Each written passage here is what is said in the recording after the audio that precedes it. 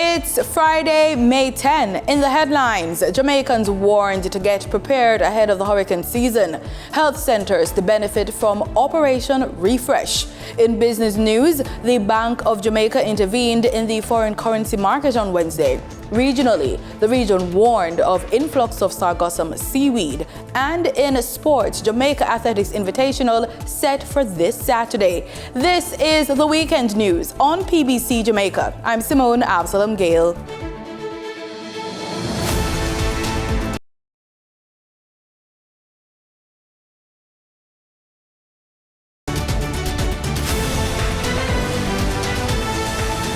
Head of the weather branch at the Meteorological Service of Jamaica, Rohan Brown, is urging Jamaicans to take preparations for the hurricane season seriously. He says last year was the fourth most active hurricane season. He says this year will be another active year, and with the region experiencing the El Nino effect, storms will develop into hurricanes faster. But to about 30 feet below the sea level, that also is warming. And that combination provides the energy or the fuel for the quick development of systems. I want you to Google this, Hurricane Otis. And the word I want you to pay attention is rapid intensification. Now, first time the system would gradually become a depression, then it gradually becomes a storm, and then it gradually becomes a hurricane. That is not happening anymore. Because of the extreme heat, you have rapid intensification, and over 24 hours, it can go from a Cat 1 hurricane to a Category 5. So can you imagine? Well, let me not say it, but we need to be prepared. Mr. Brown was speaking at the Ministry of Local Government and Community Development Town Hall meeting this week. We're expecting 23 named storms. Now, in a normal season, you should have 14. What are they predicting? 23 and more. So therefore, all the indicators are pointing to an active hurricane season. But the most important number is 1. Say 1. No, man, say 1. The most important number is 1. Because all it takes is the passage of one system near Jamaica, over Jamaica, to create significant damage, the loss of livelihoods, and more importantly, the loss of lives. You should know that the Atlantic hurricane season runs from June 1 through to November 30. The El Nino can bring more tropical cyclones into the Atlantic basin by weakening wind shear. The Atlantic basin includes the northern Atlantic Ocean and the Caribbean Sea, as well as the Gulf of Mexico. The road rehabilitation to be carried out under the $40 billion Spark program will not be a substitute for existing road initiatives. That's the word from Minister of Local Government and Community Development Desmond McKenzie. He explained the aim of the program while addressing the monthly meeting of the Portland Municipal Corporation in Port Antonio this week. The Spark program does not replace the monthly routine program done by the National Works Agency and by the Municipal Corporation. So you're not losing any funds to facilitate the Spark program. He says of the budgeted sum, $20 billion will be spent on community roads, while the remainder will be used for main roads. Minister McKenzie says the program will not be shortchanged and it will be transparent. And so this program is one that is designed to be an inclusive program where the consultations will be held in the various constituencies, divisions across the country, where the residents will have the opportunity to come to the consultations and raise concerns, recommend roads in the various communities. Expected outcomes include improved road safety, better localized drainage, and reduced travel time, vehicle operating costs, and motor vehicle carbon emissions. Cabinet has approved a multi-million-dollar program to continue improving health centers while screening for lifestyle diseases such as diabetes. The move aims to alleviate the pressure of the island's hospitals and reduce the waiting time at health centers. Portfolio Minister Dr. Christopher Tufton gave the update during his sectoral presentation at the House of Representatives this week. The program has been dubbed Operation Refresh.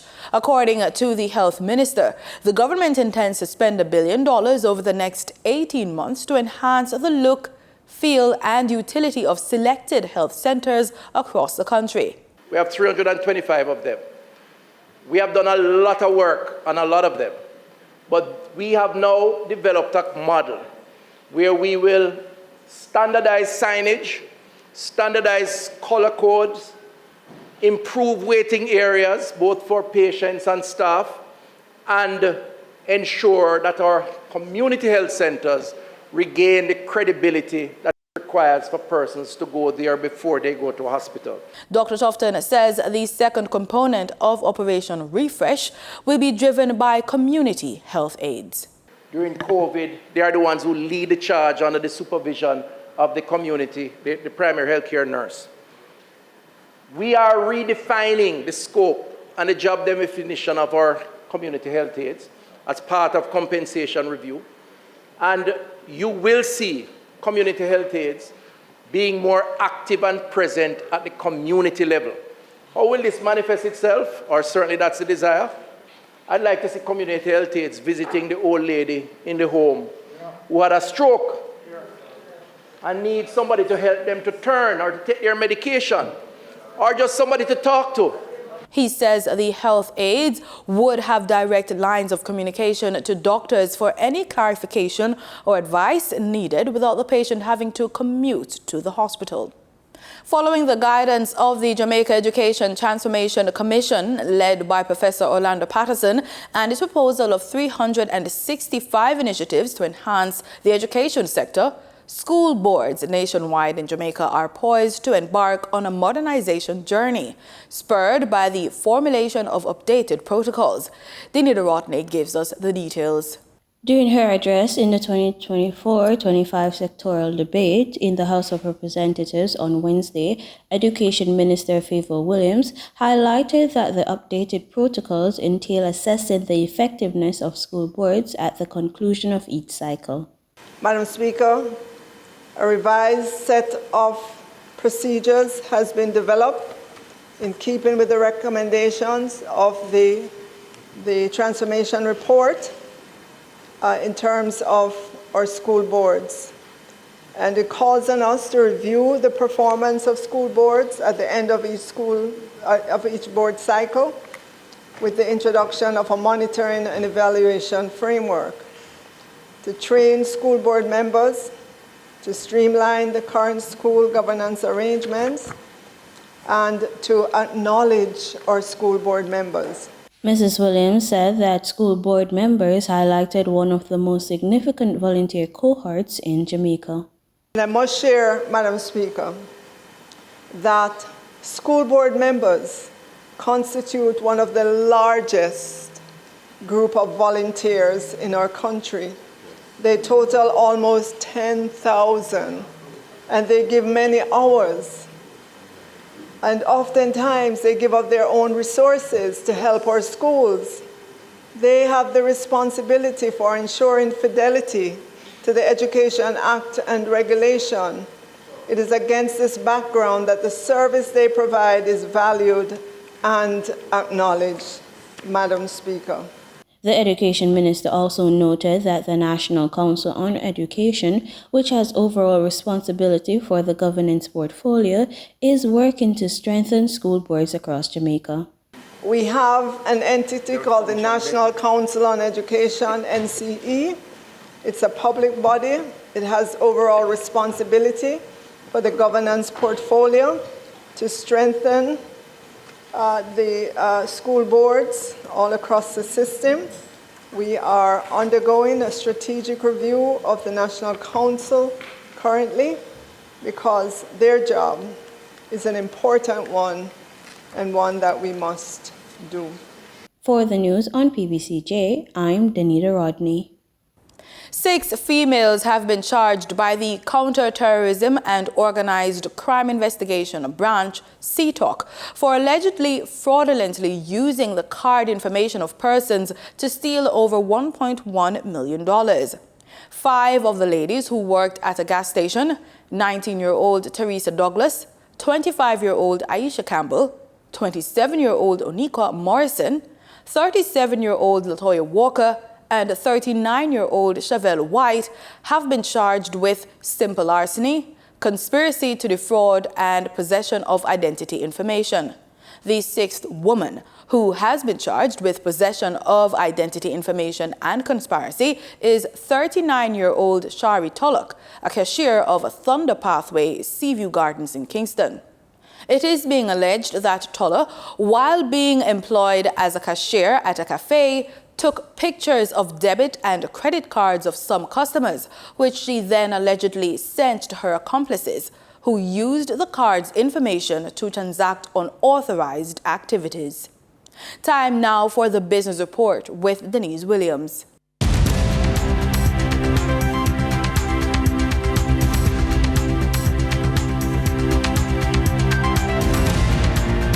Good day, everyone, and thank you for joining us on the Business Report. I'm Denise Williams, your guide to the latest happenings in the world of business. Minister of Finance and the Public Service, Dr. the Honorable Nigel Clarke, has informed that the current inflation target for the Bank of Jamaica will remain at 4 to 6%. Dr. Clarke made the announcement during a statement to the House of Representatives on Tuesday, May 7. He explained that the process for setting and renewing the target was codified into law via the Bank of Jamaica Amendment Act 2020, which, among other things, formally introduced Jamaica's inflation targeting regime. The minister noted that a lower inflation target than what currently obtained would require higher interest rates for longer, which would be detrimental to growth and to fiscal dynamics. In particular, the minister stated, the frequency of economic shocks, labor market rigidities, low productivity, a weak monetary transmission system, and regulated price adjustments constrain the ability of the Bank of Jamaica to deliver a lower inflation rate than what is currently targeted in the near term, the minister said. Dr. Clarke stated that these constraints speak to inherent challenges that, as a country, we must tackle if we are to target and enjoy the level of inflation of our main trading partners. The Bank of Jamaica intervened in the foreign currency market on Wednesday. The central bank pumped US $30 million into the system in a BFXITT flash sale. 8 banks and 4 cambios were successful in their bids. The largest shares went to First Global Bank, Grace Kennedy Currency Trading Services, and Barita Investments. This is the second intervention since the start of the month. After Wednesday's intervention, the Jamaican dollar gained 9 cents against the US currency. Trade ended with banks and cambios selling the American dollar for an average of $157.47. The Bank of Jamaica says there were 45 more automated banking machines, ABMs, installed by the end of November 2023. The central bank's annual report says this was a 5.5% more than January to November 2022. This brought the total number of ABMs in the country to 865. The BOJ says that there were 16.31 million transactions done at ABMs, representing a 9% increase or 1.3% per million more transactions than the previous year.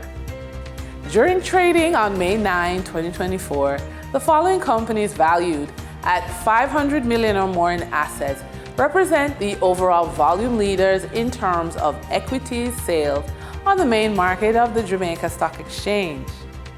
Alternative energy provider Wigton Wind Farm Limited ordinary shares with 1,958,583 units amounting to $31.07 9.16% of the market volume on the main market in terms of sales. Toll road operator Trans-Jamaica Highway Limited, with 1,541,001 units, amounted to 24.52% of the market volume on the main market in terms of sales. Cigarette distributor Carreras Limited, with 904,952 units, amounted to 14.4% of the market volume on the main market in terms of sales. During trading on May 9, 2024, on the Jamaica Stock Exchange, the following companies represent the overall volume leaders in terms of sales of equities on the junior stock market, with companies valued at $50 million or more in asset value. Logistics firm Mailpack Group Limited, with 3,325,333 units, amounting to 49.37% of the market value on the junior market in terms of sales. Online teaching platform One-on-One Educational Services Limited, with 1,027,253 units, amounted to 15.25% of the market volume on the junior market in terms of sales. Beverage distributor Jamaica Teas Limited, with 610,100 units, amounted to 9.06% of the market volume on the junior market in terms of sales. Over on the Twin Island Republic of Trinidad and Tobago Stock Exchange, trading on May 9, 2024, registered a volume of 83,162 shares, crossing the floor of the exchange valued at $665,794 Trinidad and Tobago dollars and 68 cents. NCB Financial Group Limited was the volume leader, with 34,012 shares, changing hands for a value of 91,932 Trinidad and Tobago dollars and 52 cents, followed by Massey Holdings Limited, with a volume of 25,794 shares being traded for a value of 108,439 Trinidad and Tobago dollars. Moving from the money moves of investors, executives, and companies, we turn to the Forex market. On May 9, 2024, the Bank of Jamaica reported that US $67.5 million was bought from Forex traders, while US $63.4 million was sold to Forex traders. Buying directly from the Bank of Jamaica, foreign currency traders sold the US dollar for $157.19 and bought US dollars for $156.06. The difference between the buy and sell rate was $1.13, which represents a profit for Forex traders for every US dollar traded. Canadian Forex traders earned a trading profit of $4.01 from transactions with the Bank of Jamaica. The Canadian dollar was sold at $116.18 and bought for $112.17. For traders looking at the British pound, they pocketed a profit of $6.10, selling it for $197.07 and buying it for $190.97. For our credit report tip of the day, be strategic in the use of your credit report. Your credit report can be a powerful tool in negotiating favorable mortgage terms. Highlight positive aspects of your credit history, such as strong payment record or low credit utilization ratio, to strengthen your application. Address any concerns or negative items on your credit report proactively and work with lenders to find the best mortgage option tailored to your financial situation and goals. And with that, we wrap up today's business report. I'm Denise Williams. Appreciate your company. Stay well informed, stay ahead of the curve. Until our next update, take care. In regional news, Barbados and the Caribbean have been warned to be on the lookout for an influx of sargassum seaweed. The Caribbean Regional Fisheries Mechanism says a large quantity is on its way. Executive Director Milton Horton says some countries are already being impacted. His comments came during a discussion held at the 8th International Cooperation Conference of the Association of Caribbean States in Suriname. I think the bulk of the inundation is still on its way, and the trend, really, long-term trend since 2011 is an upward trend in terms of the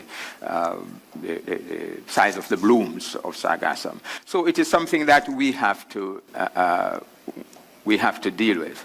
We have been dumping and nutrients into the sea for years, and it's accumulating, and you have enrichment, nutrient enrichment in certain areas, and these things are fueling sargassum growth. In addition, there are some subtle changes taking place in ocean circulation, which is also contributing to some extent, lesser extent, to the beaching of sargassum that we are experiencing. In Trinidad and Tobago, the launch of the Youth Mental Health Service and Activate Talk program signaled the availability of online and hard copy mental health resources specially tailored for and partly developed by children and youth.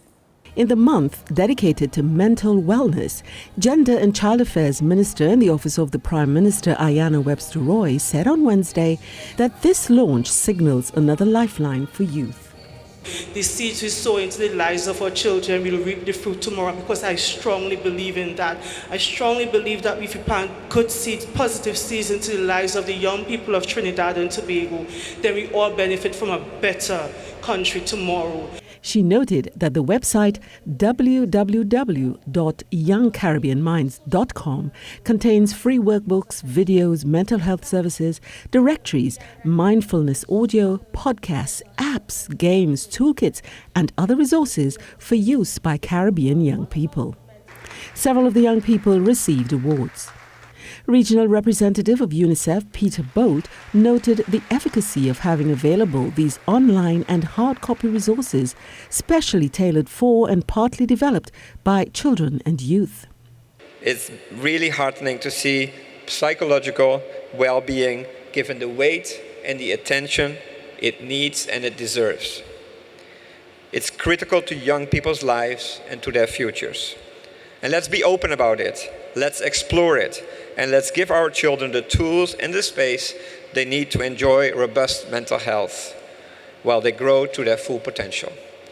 To encourage the youth of the nation, Arjane King-Fraser, young Calypsonian and current child rights ambassador, sang inspiring words.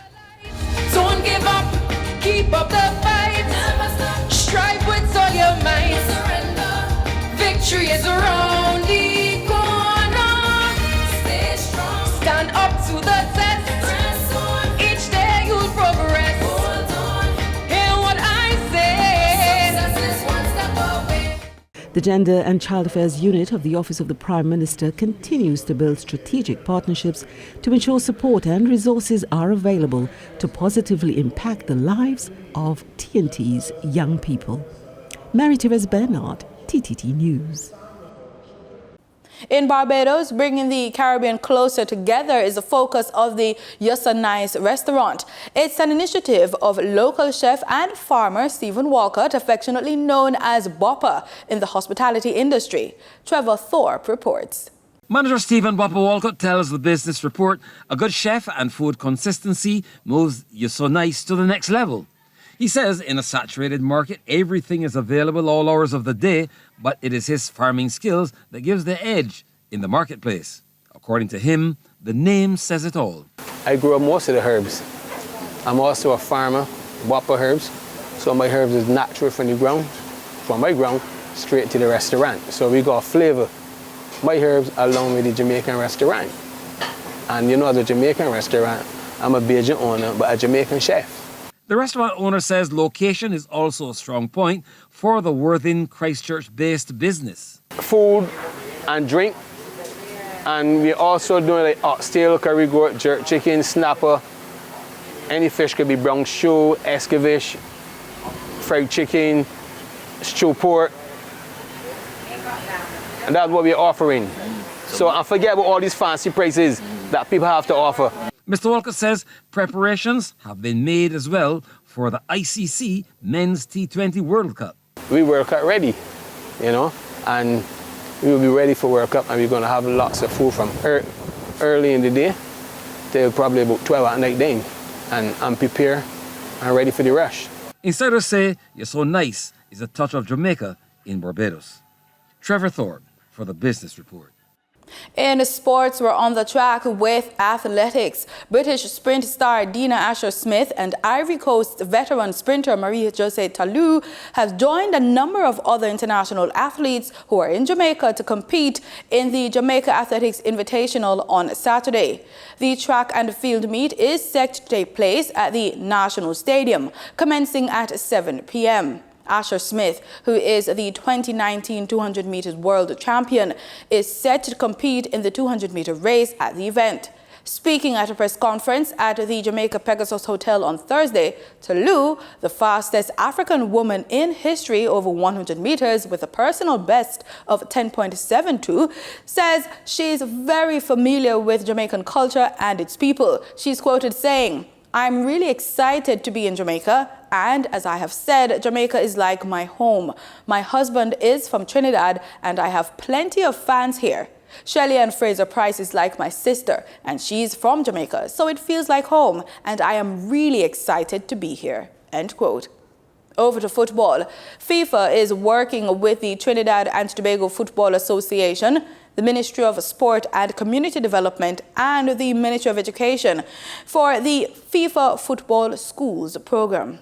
Football for Schools is an ambitious program run by FIFA in collaboration with UNESCO, which aims to contribute to the education, development, and empowerment of around 700 million children. The program runs for 7 weeks, and the TTFA Vice President Jameson Riggs praised the Ministry of Education for seeing the value in the program. I think the Ministry of Education would have understood the assignment when the minister would have approved for the primary schools to participate in a program such as this one.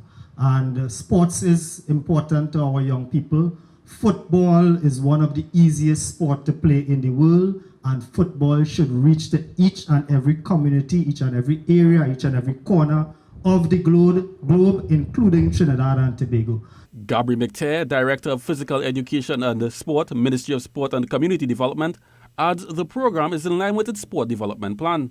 What I can definitely mention is that from the Ministry of Sport and Community Development side, this fits perfectly into the agenda that we have going on right now as it relates to getting sport more involved in the school system.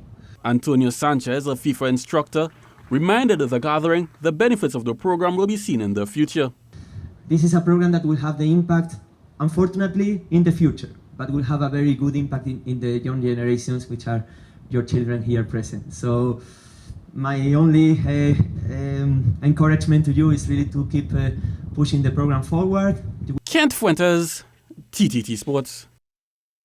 And that's the news on PBCJ. I'm Simona Absalom Gale saying pleasant viewing.